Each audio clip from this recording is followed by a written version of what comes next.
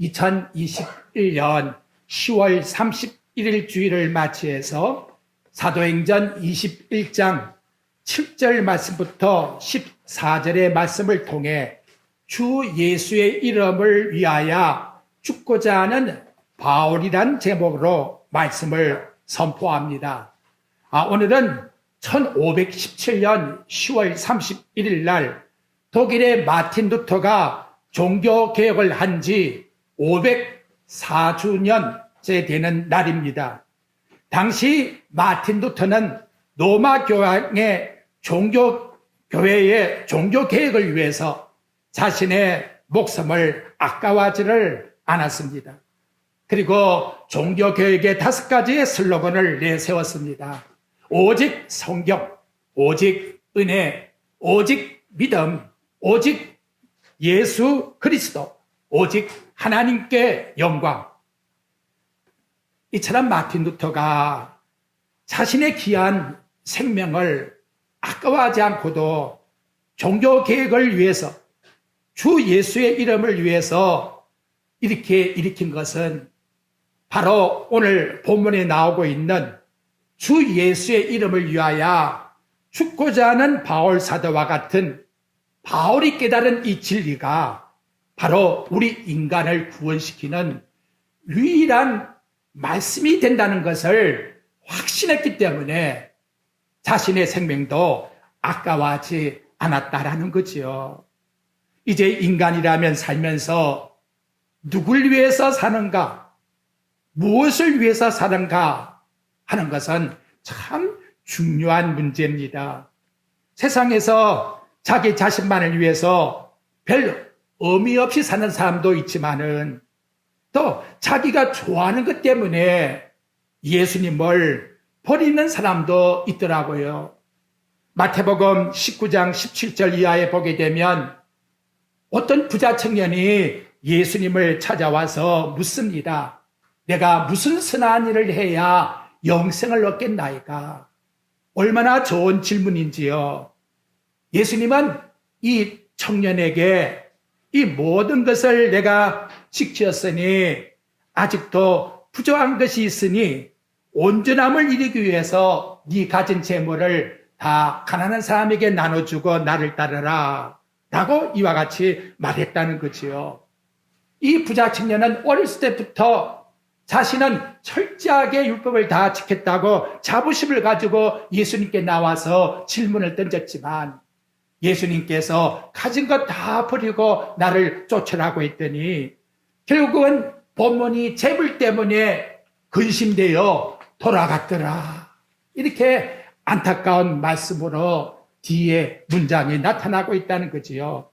결국 부자 청년은 세상을 창조하신 분을 친히 눈으로 보았어요. 생명의 주인을 보았어요.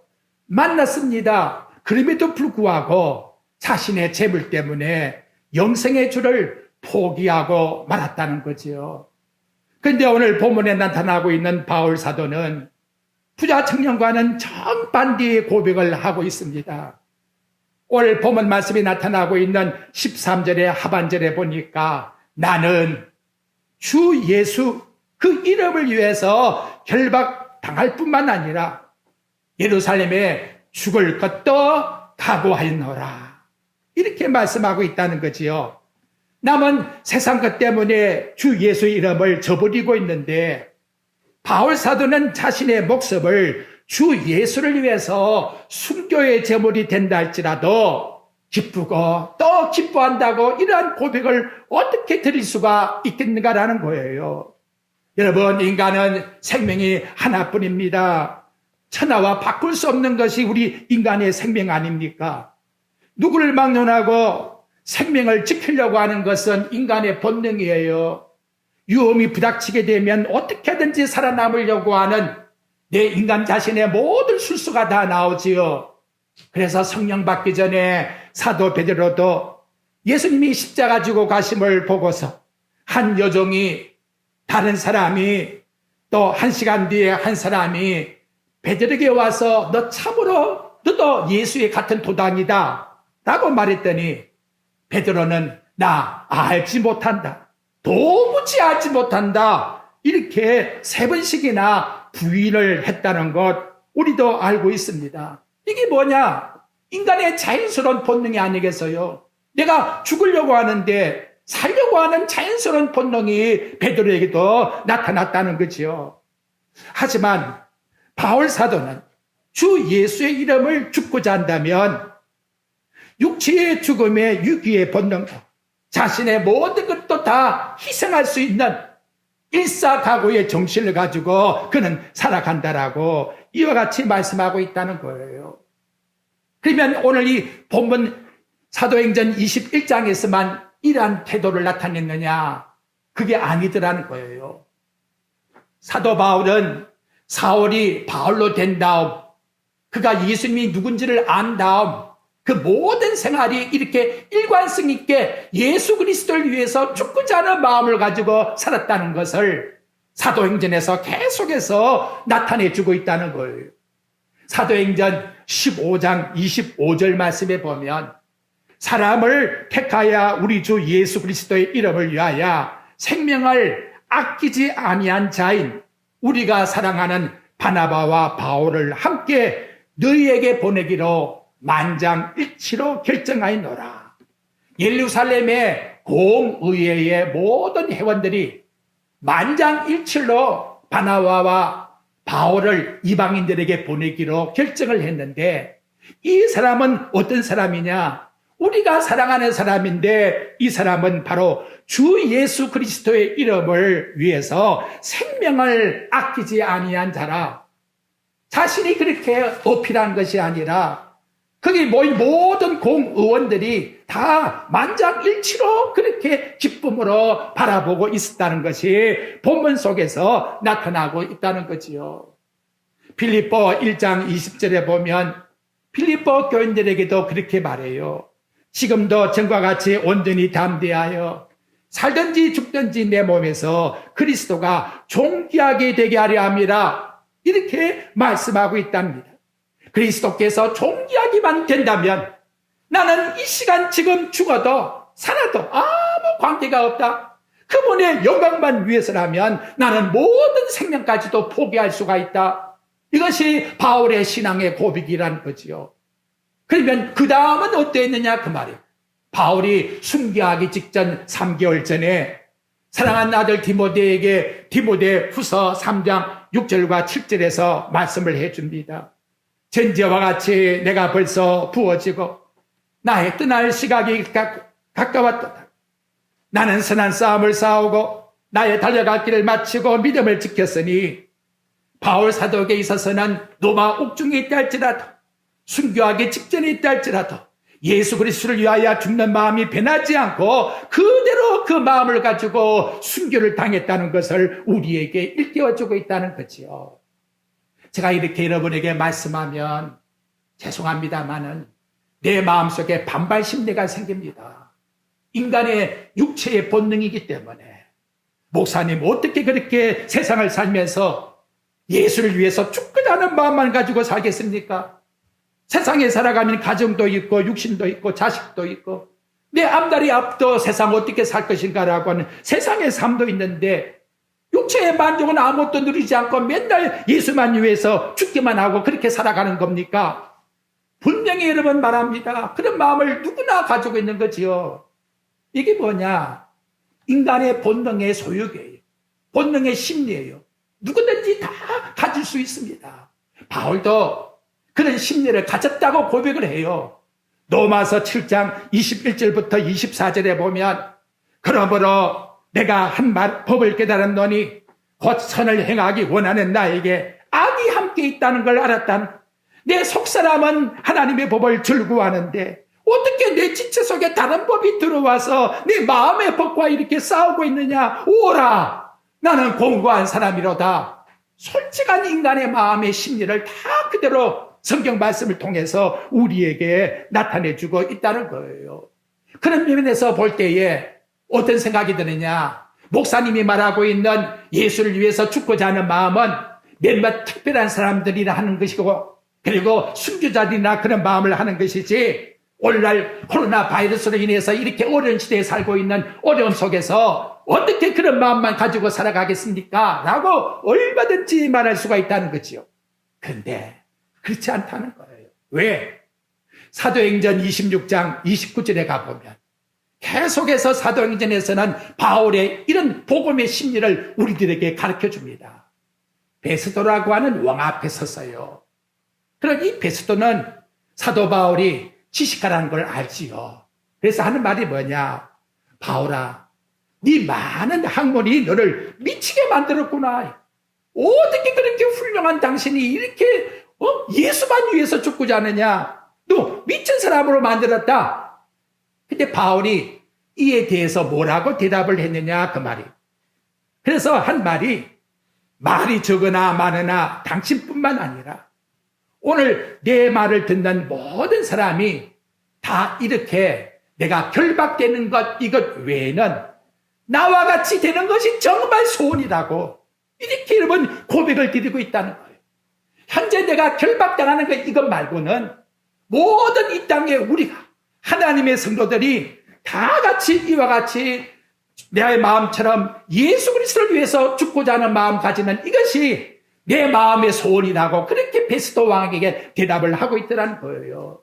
근데 여러분 이것이 바울만의 마음이 아니고 로마서를 기록하면서 로마 성도들에게도 이런 동일한 마음을 가지고 있다는 것을 로마서 14장 7절과 8절에서 말씀을 해줍니다. 거기에 나라는 말을 쓰지 않고 우리 중에 누구든지 자기를 위하여 사는 자가 없고 자기를 위하여 죽는 자가 없도다. 우리가 살아도 주를 위하여 살고 죽어도 주를 위하여 죽나니 그러므로 사나 죽으나 우리가 주의 것이로다. 우리란 단어를 몇 번이나 반복하면서 로마에 있는 성도들이나 나나 우리는 무엇 때문에 살고 있느냐? 살아도 주를 위하여 살고 죽어도 주를 위하여 죽나니 우리가 그런 존재가 아니냐? 이렇게 바울 사도가 로마 성도들에게 하나님의 자녀의 삶에 대한 것을 강력하게 주를 위하여 살고 죽는다라고 일러주고 있다는 것입니다. 그럼 여러분 이제 의문 생기잖아요. 똑같은 인간인데 근데 어떻게 바울은 왜 주를 위해서 죽고자 하냐 이 말이에요. 뭔가가 목적이 정신이 나가지 않는 이상에는 확실히 뭔가 있다는 것을 우리에게 지금 어필해주고 있잖아요. 그러면 여러분 바울이 가지고 있는 주 예수 이름을 위해서 죽고자 하는 그 확신이 뭐냐? 첫째, 바울 사도는 주 예수 그리스도만이 나의 주인님이라는 거예요. 주인님. 그분 때문에 내가 있다는 거예요. 나는 그분의 종이라는 거예요. 그래서 로마서 1장 1절에 보면 예수 그리스도의 종, 둘러스, 모습, 저 바다의 밑에 노젓는 노예 같은 존재인 내가 하나님 앞에 부르심을 받았다. 이렇게 말씀하고 있다는 거지요. 이 세상에 내 것은 아무것도 없다. 다 모든 것이 주님의 것이다. 고린도전서 3장 23절에 너희는 그리스도의 것이니 나만 그런 것이 아니라 고린도 교인들도 다 너희는 그리스도의 것이라는 것을 믿으라는 거지요. 고린도전서 12장 20절에 보면 우리는 다 지체요 몸을 위해서 있다. 이 지체가 떨어져 있을 수 없다. 그리스도란 몸을 위해서 내가 살아갈 뿐이다. 근데 이것은 구약에도 똑같이 나타납니다. 이사야 43장 1절 말씀에 보면 내가 너를 구속하였고 내가 너를 지명하여 세웠나니 너는 내 것이라. 이 시간도 하나님이 음성을 통해서 여러분에게 이 말씀을 일깨워줘요. 재건한양교에 있는 성도들아, 이 말씀을 듣고 있는 모든 성도들아, 너희는 너희 것이라고 생각지 말고 하나님의 것이라는 것을 인정하고 살아라.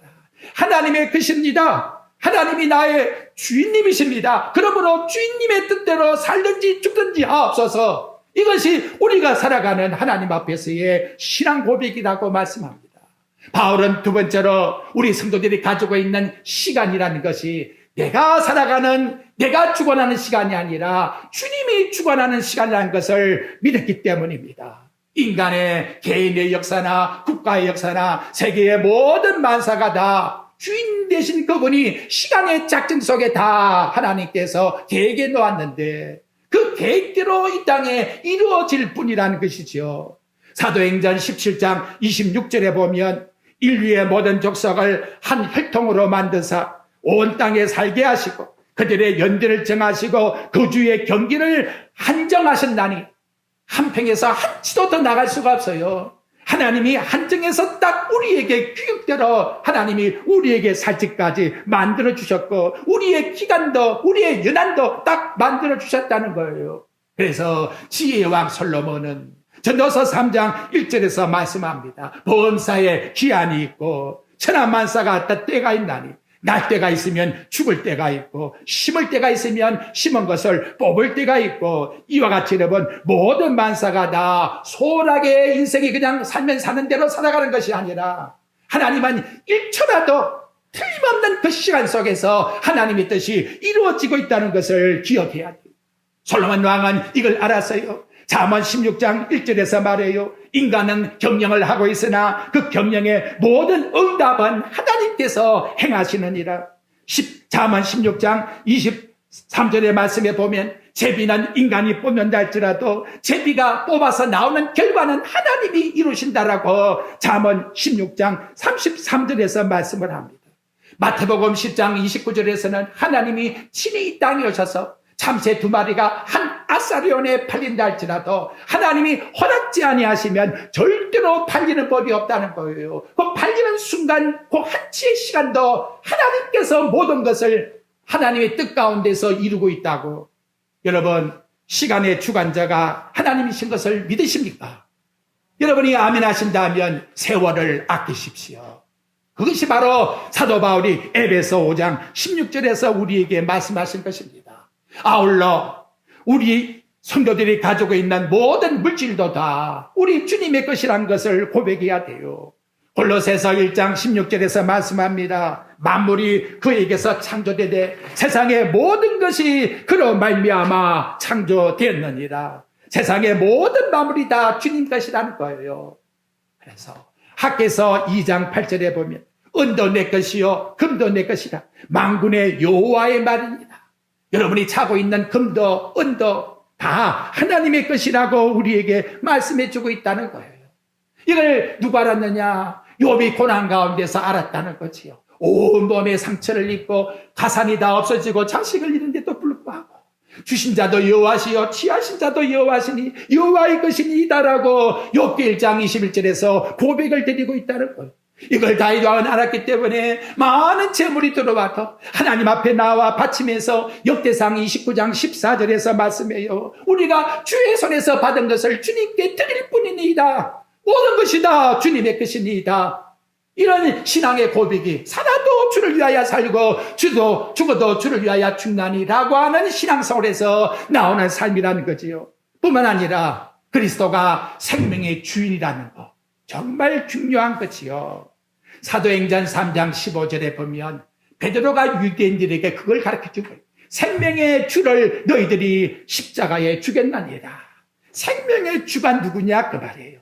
베드로가 예수 그리스도만이 생명의 주가 되신다는 것을 예수님을 십자가에 못 박은 유대인들에게 그걸 일러주었다는 거예요.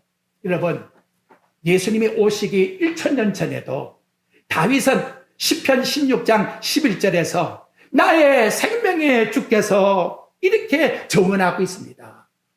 분명히 지난 주일날 설교했지요.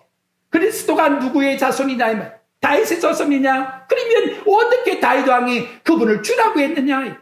이미 다윗이 이 땅에 오실 그리스도를 나의 주인임이라고 이렇게 고백을 드렸으니 그분이 어떤 주인이냐? 나의 생명의 주인. 생명의 길로 나를 인도하신다라고 이렇게 고백을 드리고 있다는 것이지요. 여러분 우리는 에스겔에 나온 말씀과 같이 해골같이 죽었던 존재들인데 누가 우리에게 생명을 불어넣어서 소생시켜서 나와 여러분에게 하나님의 자녀로 만들어 주셨습니까? 우리에게 생명의 주인이 누구냐 그 말이죠. 베드로전서 1장 3절에 보면 베드로가 말씀합니다. 예수 그리스도를 죽은 자 가운데서 부활하게 하심으로 말미암아 하나님 아버지가 당신의 아들을 죽은 자 가운데서 부활시킨 그 부활의 영이 우리에게 와서 우리도 거듭나게 하사 산 소망을 가지게 했다고. 아멘. 얼마나 나와 여러분 감사합니까? 이걸 우리는 아셔야 합니다. 생명의 주가 이런 역할로만 여러분 끝나는 것이 아닙니다. 그럼 뭐냐 그 말이에요. 마지막 죽은 다음에 이분이 우리 모든 인간을 심판하신다는 거예요. 여러분 나중에 누가 우리를 심판하신 줄 아십니까? 우리를 죄 가운데서 구원해 주기 위하여 십자가에 죽으시고 부활하신 그분이 우리를 심판하신다는 거예요. 그래서 요한복음 5장 22절에 보면 아버지는 누구도 심판하지 않는다. 누구에게? 심판을 다 아들에게 맡기셨으니 십자가상에 못 박이신 그 주 앞에 우리가 나갈 것인데 여러분 생각해 보십시오. 그분의 생명의 주를 의지하고 믿지 않고서 어떻게 영생을 얻을 수가 있겠는가라지.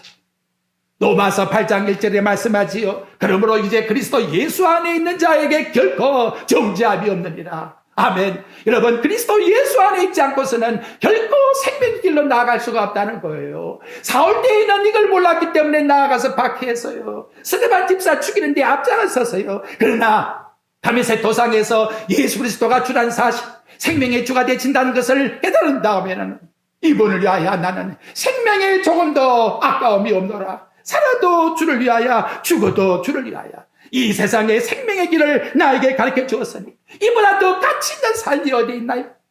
이보다 더 중요한 삶이 어디 있습니까? 이 삶을 일깨워주고 있다는 것이지요. 그래서 여러분 주 예수의 이름을 위하여 죽고자 하는 삶은 주 예수 그리스도께서 우리를 택하신 목적이 뭔가를 분명히 일깨워주고 있는 거지요. 로마서 14장 8절에 다시 말합니다.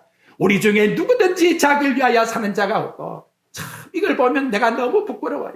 그때는 로마의 황제가 주라고 하지 않으면 죽여버리겠다고 나웃음 치는 가운데서도 우리 가운데 자기를 위해서 사는 자가 없답니다. 그 로마의 성도들이 그렇게 신앙생활을 한다고 바울이 이렇게 격려로서 자기가 압니까 여러분? 하나님의 성령이 아시기 때문에 이 본문을 기록한 거지요. 이렇게 살았다고 말씀합니다. 그리스도인의 분명한 삶의 목적입니다. 하나님이 창세전에 세상을 만들기 전에 우리를 왜 택했을까요? 여러분 한번 생각해 보십시오. 세상의 헛덩이가 세상에 살아나서 그저 먹고 마시고 살다가 죽으면 그것으로 하나님이 만족하기 위해서 우리를 만드신 거예요. 로마서 11장 36절에 보면 그가 지으신 만물은 다 자기의 선한 목적을 위해서 존재한다라고 우리에게 말씀을 통해서 가르쳐주고 있다는 거예요. 하나님이 그냥 여러분을 택한 거 아니에요. 갈라디아서 1장 1절에 보면 사람에게서 난 것도 아니에요. 사람으로 말미암은 것도 아니에요. 오직 주 예수 그리스도의 그를 죽은 자 가운데 살리신 아버지로 말미암아 사도된 바울은 아버지로 말미암아 제가 안양교회 성도된 나와 여러분들은 에베소 2장 10절 말씀에는 그리스도 예수 안에서 선한 일을 하게 하기 위해서 우리를 지으심 받았느니라. 선한 일을 하기 위하여 오늘 이 한 시간도 우리 삶의 목적을 가지고 한번 살아가 보십시다. 허물과 죄로 죽었던 우리들을 그분이 십자가상에서 죽으시고 보혈로 우리의 죄악을 용서하시고 그분이 부활하셔서 우리를 통치하고 계시고 우리를 살리셔서 오늘 이 가을에도 나와 여러분에게 생명을 부여해 준 것은 우리 주 예수 그리스도를 위하여 그 생명의 주를 위하여 살게 하기 위해서 나와 여러분을 부르셨다는 것을 여러분 우리 꼭 기억하고 인정하셔야 합니다. 그렇다면 여기에는 여러분 우리에게 사명이 있다는 사실을 우리 기억하십시다. 살아도 주를 위하여 죽어도 주를 위하여 사명이 있다는 거. 그런데 여러분 그 사명이 뭐냐? 오늘 21장에 나타나고 있는 13절에 보니까 바울은 어떤 사건이 부닥친다고 해도 내 앞에 죽음이라는 문제가 부닥친다 할지라도 주 예수의 이름을 위해서 오늘 여러분 이 세상 살아가면서 하나님이 여러분에게 은사를 준 목적이 뭘까요? 우리 주 예수 그리스도의 이름을 나타내다가 말이에요. 나를 나타내지 말고 나의 영광을 나타내지 말고 나의 잘난 걸 나타내지 말고 우리 주 예수 그리스도가 얼마나 존귀한 분인지 생명의 주가 되시는지 그분이 아니면 살아갈 수가 없다는 것을 나타내는 삶 속에서 살아가는 것이 나와 여러분의 삶의 분명한 목적이 되라. 그래서 살든지 죽든지 거기에 관계하는 것이 아니라 그리스도만 존귀케 된다면 내 목숨도 아까워하지 않는다라고 이와 같이 말씀하고 있습니다. 예수 그리스도를 위하여 죽고자 하는 마음을 가진다면 주인 되신 주님은 우리에게 어떠한 복을 줄까요? 하나님께서는 성도에게 있어서 최상의 복이라고 주님이 인정해 주신다는 거예요. 우리 성경 말씀을 통해서 보게 되면 생명을 다 드리라는 것이 여러분 충성의 목표지요. 그렇죠? 죽도록 충성해라. 생명의 멸류관을 네게 주리라. 마태복음 22장 37절에 보면 율법 가운데서 가장 큰 계명이 뭡니까? 율법사가이가 물때에 네 마음을 다하고 뜻을 다하고 목숨을 다하여 하나님도 목숨을 다해서 너 하나님 사랑해라. 이렇게 우리들에게 삶을 가르쳐 주었어요. 흥하든지 망하든지 살든지 죽든지 건강하든지 몸이 약하든지 부자가 되든 가난뱅이가 되든 어떤 생활 속에 있든지 이거 탓하지 말고 그 삶 속에서 정말 그리스도가 존귀한 분이라고 높이면 주인님이 마태복음 24장 45절에 말씀하기를 충성되고 지혜로운 종아 이렇게 주인님이 인정하시고 칭찬해 주신다고 성경은 우리에게 말씀해 주고 있다는 것이지요. 여러분 이러한 삶이 역사를 남긴 인물들의 삶이 되는 거예요. 그래서 두 번째 예수 그리스도를 위해서 죽고자 하면 역사에 정거가 되는 정인이 되는 거예요. 정인이 되는 거예요. 다니엘서 12장 3절에 보게 되면 지혜 있는 자는 궁창의 빛과 같이 빛날 것이요 많은 사람을 옳은 대로 인도하는 사람은 별과 같이 영원토록 빛나리라. 마태복음 26장 6절에 보게 되면 베다니 나병 환자의 집에 예수님이 마지막 찾아가요. 자, 얼마나 아름다운지요. 불쌍한 나병 환자의 집에 이 땅에 오신 하나님이 마지막으로 방문을 합니다. 그런데 거기에 마리아가 옥합을 깨트려서 예수님께 갖다 부어요.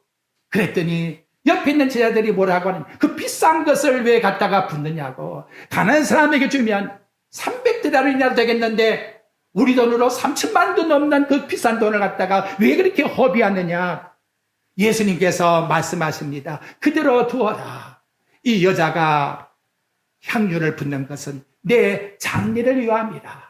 나의 죽음을 위해서 이 여자가 붓느니라.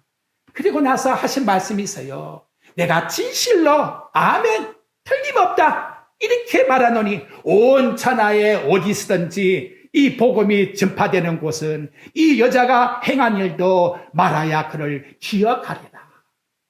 어떻게 여러분 504년 전에 종교개혁한 마틴 루터의 종교개혁 주일이 이렇게 정해져서 우리까지도 기념하고 될까요? 목숨을 다해서 주를 위하여 진리를 전거했기 때문에 이것이 바로 성경의 산 증인이요 이런 역사가 끝까지 남으리라고 예수님께서는 우리에게 말씀으로 가르쳐주고 있다는 것입니다. 그리고 하나 더 예수 그리스도 이름을 위하여 죽고자 하는 그 자를 통해서 축복의 통로가 되는 거예요. 이런 자의 역할을 통해서 하나님께서 복을 주신다는 거예요. 하나님의 아들 예수 그리스도가 죽음으로 말미암아 하나님의 생명이 죽었던 우리에게 구원받는 것과 같이 이 땅 위에 주를 위해서 하나님의 미달이 죽게 되면 거기에 열매가 맺어지고 우리도 우리 복음을 위해서 죽고자 할 때에 하나님께서는 바로 그런 자를 통해서 열매가 맺어지는 바로 복의 통로가 된다는 사실을 우리에게 말씀으로 나타내주고 있습니다. 자, 여러분 주 예수 이름이 너무나 귀하지 않습니까? 너무나 존귀하지 않습니까? 좋고 얼마나 아름답습니까? 이러한 각오가 내 마음속에 있습니까? 주여 죽기를 위해서 소원합니다. 우리 예수님을 위해서 죽기를 위해서 소원합니다. 주의 이름을 위하여 죽는다면 지금도 좋습니다. 주님 내 생명이 주를 위해서 살아가게 해 주옵소서. 지난 한 주간 동안도 몇 번이나 이런 고백을 해봤는지 우리는 우리 마음속에 얼마나 부어서 내가 너무나 주님을 사랑한다고 주님을 사랑하기 때문에 내 생명 드리는 것도 아깝지 않다고 지금 내 목숨 가져간다 할지라도 나는 아무런 너무나 좋고 좋다고 바울같이 이 마음만 있다면 최고의 영광을 가진 분입니다. 여러분. 이 땅에 최고의 복을 가진 사람이 정말 이보다 더 행복한 사람이 없다는 거. 우리 하나님 아버지가 얼마나 기뻐하고 또 기뻐하겠습니까? 우리 교동문 했지요. 고린도후서 4장 8절과 10절에서 이걸 알았다는 거예요. 우리가 사방으로 우기싸움을 쌓이지 아니하며 답답한 일을 당해도 낙심하지 아니하며 박해를 당해도 버림받지 아니하고 거꾸로 틀림을 당해도 망하지 아니하고 그 다음 뭐라는가 봐요. 우리가 항상 예수의 죽음을 몸에 짊어지면 죽고자 하고 있다는 거죠.